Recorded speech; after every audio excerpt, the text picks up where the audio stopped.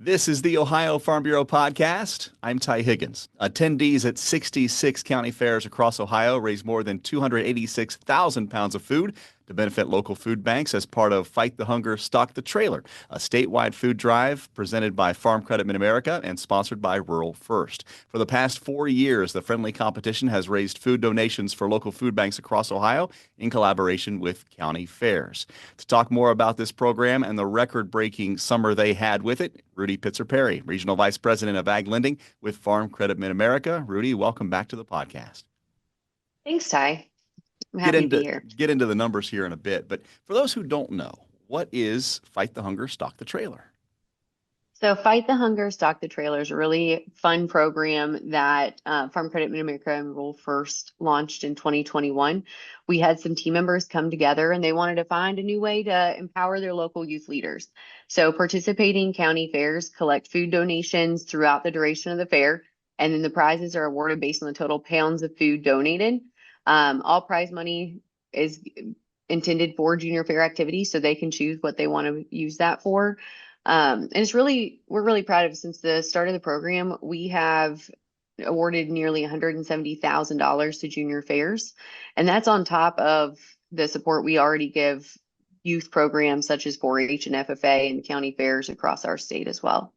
You mentioned the word empower with these young leaders in their communities. You really do kind of give them an open slate, a blank slate of how to do this. What are some of the ways that you've found that these young leaders take initiative and raise these donations?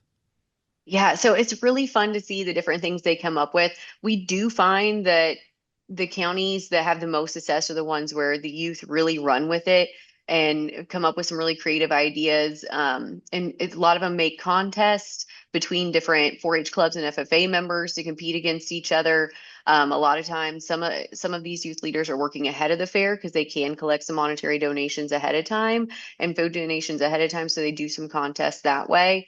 And then they also include school activities such as sports events and everything to involve the community as much as they can outside of just the community that might show up to their county fairs. So it's really fun to see different contests they run and different ways they come up with to generate these food donations. So, how's the state kind of divvied up, I guess, by region, and how do county fairs see this income from taking part? Yeah, so every participating county fair gets $500 just for participating. So they get some of those counties use that as seed money for their contest, but then the state is divided into 5 regions. We have Northwest, West Central, kind of South Central, and East Central region and Northeast.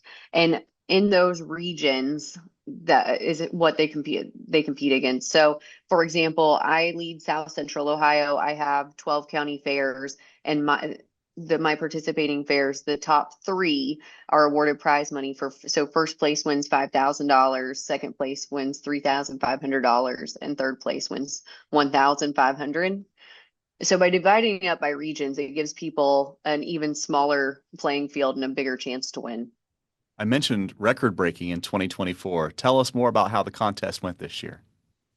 Um, every year, the state continues to increase the amount of food collected, and the kids just blow our minds every time about what they can do. So in 2024, we had the largest number of fairs ever participate at 66 across the state, and they collected 286,000 pounds, Wow. or 286,339 pounds. I'm sorry, it's so much I can't get it out.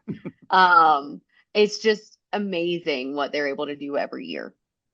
We're going to put a list of all the winners on our website, ohiofarmbureau.org. If you search for this podcast in the description, we're going to list who all won. But you mentioned 66 county fairs all taking part in this. And this is not small dollar amounts. We're talking up to $5,000. As you divvy out these funds, these kids worked hard, raised money for their local food pantries. How do you see them putting the money to use there locally through the county fair? So we've heard lots of different things. Some of them have used some of the money to put even more food back into their from a food bank or food pantries, local community, which is just amazing. Also, some of them have some capital projects going on at their fairgrounds that they want to invest some of that money in, like animal stalls or something to that effect. Uh, And a lot of them are also using some of it to already plan for how they're going to win next year. We had a county tell us this year that they wanted to collect 100,000 pounds on their own next year. So they're using some of that money to think through what that looks like for them. And this contest has crossed state lines. We just had quite a game with the state of Indiana on the gridiron at the Horseshoe, but this contest also has Ohio against Indiana in a fun way as well. Yes, it does. And like the game on Saturday, Ohio still beats Indiana. But they started it a little bit after us. They don't have the whole state on board yet, so it's not really a fair competition. They collected their highest ever this year too, over 100,000 pounds, which is phenomenal. Between the two states, we've collected and donated 950,000 pounds of food. That is remarkable, Rudy. And really even more so remarkable is how this has grown since you and I first started talking about this with a smaller number of counties. Now we're seeing 66 and even more here in 2025. For those that want to learn more and get involved, how can they find out about Fight the Hunger, Stock the Trailer? If you would love your county to take part of this, we would too. So definitely call your office, contact us online, go into your office, talk to your local retail representatives, and we'd be happy to talk about this and how we can get it in your county too. We'll also put a link again on the website, ohiofarmbureau.org, with all the details about this contest. Rudy Pitzer-Perry, Regional Vice President of Agricultural Lending with Farm Credit Mid-America. Always great to see you, and thanks for the time. Thanks, Ty. As the nation's #1 insurer of farms and farm families, Nationwide has long been a reliable resource for rural America. And while the current surge of data, technology, and globalization promises incredible growth potential, each new opportunity is shadowed by rising threats like security breaches, GMO contamination, and supply chain failures. This business is about adapting. It demands a protector just as forward-minded. It demands Nationwide.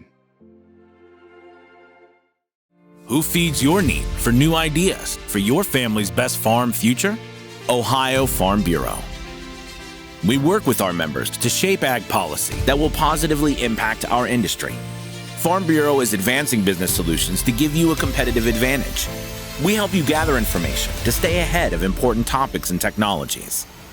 Plus, Ohio Farm Bureau creates opportunities for growth. Ohio Farm Bureau, feeding your need for new ideas. This is the Ohio Farm Bureau podcast. Thanks for watching, listening, wherever you might be. I'm Ty Higgins. The timber industry in Ohio, covering almost a third of the state, 8 million acres of Ohio, bringing in over $30 billion annually. Going to talk more about that industry with the president of the Ohio Forestry Association, Eric Dahl, joining us on the podcast. Good to see you. Thanks, Ty. So when we talk about forestry, kind of take us into the industry. What are we talking about? What all does it encompass? So the forest industry in Ohio is a wide-ranging thing. It goes from, the trees in the woods coming off to the logs going into the sawmills, all the way to the secondary manufacturers of flooring, any number of hardwood products that you see and use throughout our day. Tell us more about the association, who you represent, and some of the history behind it. So the association goes into all those aspects of the industry. We've got landowner groups, individual memberships, loggers, foresters. I'm in the primary manufacturer because we're a sawmill, and then secondary manufacturers, as we talked about, anything from paper products, wood pellets, bourbon barrels, staves, and then obviously the furniture, flooring in that sector of our industry. I mentioned just how big this industry is to Ohio, over $30 billion a year coming in from the forestry industry here in the Buckeye State. You as the president, of course, have a tough job to do, a lot of members, and we'll talk about some of the challenges and opportunities here in a bit. But why take such a leadership role? It takes a lot of time. You and I are at one of the meetings here for the board. You travel all over the state and you represent quite a few members. So why take the time and why do the effort? Well, I think it's important to be involved in stuff. Whether it's in your community, in your industry, if we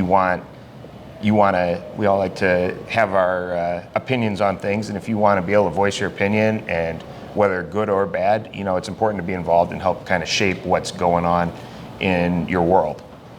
You guys have a lot of policy to work with. Of course, I'm in a policy world as well at Ohio Farm Bureau, and We overlap in some of the things that we work on, particularly something we're trying to get done in Washington, D.C., talking about the Farm Bill, which expired in late September last year, was renewed until late September this year and expired once again, trying to get something done before the end of the year here in lame duck. Of course, for agriculture, the Farm Bill is about crop insurance, it's about safety net programs, about conservation efforts.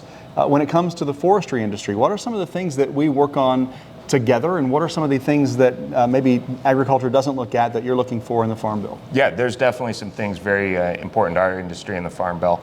I was in DC in May with our Hardwood Federation to talk to some of our lawmakers about it. There's a lot of important stuff as far as the carbon capture and carbon benefits of using hardwood products, so we're looking for that. There's the Jobs in the Woods Act, which helps promote U.S. Forest Service and different opportunities for us to help recruit workers, which is a big issue in our industry.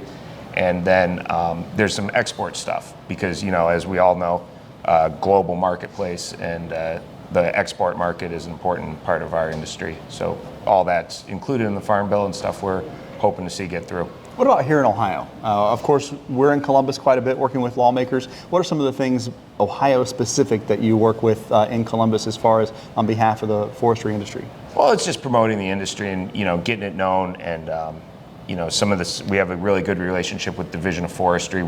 There's a lot of state timber jobs that go through.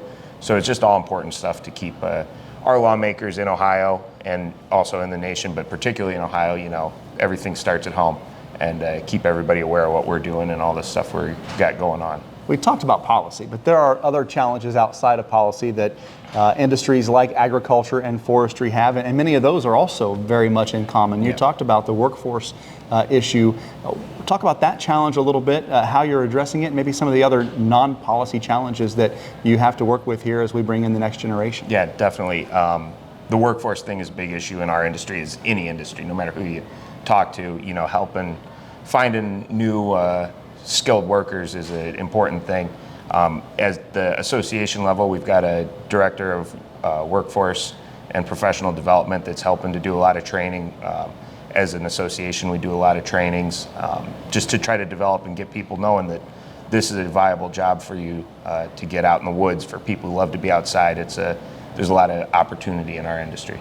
Do you find, like in agriculture, that it's a generational thing? Do family members that have parents in the industry go on to continue in their footsteps like we do in farming? Definitely. There's a lot of particularly in the logging end of our industry, the people that are out cutting the trees and hauling the logs to the mill, it's a very generational.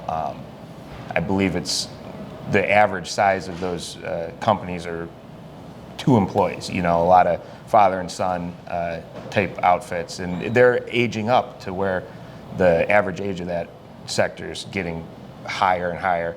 And so it's a family values thing. I'm in it because my family's in it. It's a family business, but it's important to keep reaching out to other people to get them into our world. Yeah, and there are a number of ways you do that. Your communication and outreach and education. You mentioned what you do at the State House in Columbus and in Washington on that front, but you also put together programs on a yearly basis to bring younger people into the fold and to really educate consumers about why you're here and what you do. Yep. We run it used to be called Forestry Camp, now it's called Camp Canopy. That's a big outreach to high school age students, FFA programs, to get them involved and get them out and learn about what we're doing, whether it's species identification of the trees, some of the BMP stuff that's a little higher level for the job training, but get people knowing about, it's important to protect the streams and any kind of environmental stuff out in the woods. So we're trying to keep reaching out to those younger generation more and more and get them interested in our industry. I know that in agriculture we talk about food and farming, and some people don't realize that those 3 meals in front of them every day actually came from somewhere, right? They had a starting point on the farm and the process that goes to get it to the table. What might not people think about when it comes to forestry? What are some of the everyday products that we use that you guys produce that we might have an aha moment here as you and I talk about how you guys are so important to our everyday lives? Oh, it's, the scope of the forest products industry in our life is huge. Everybody, you think about hardwood floors and furniture, but the paper you're using, I personally, I like to get out on the grill. I've got a pellet grill, and all that hardwood product, that's a byproduct of a lot of our manufacturing. Maybe you like to get home from work and have a glass of bourbon. All those bourbon barrels are made from white oak, so that's an important part of our industry down, particularly in the southern part of the state where that white oak grows. So the scope of it is huge in our world. A big part of my holiday season is bourbon and smoking turkey. So I have this guy to thank for all that. Eric Dahl, president of the Ohio Forestry Association, our guest on the Ohio Farm Bureau podcast. Really appreciate your time. Yep, thank you for having me.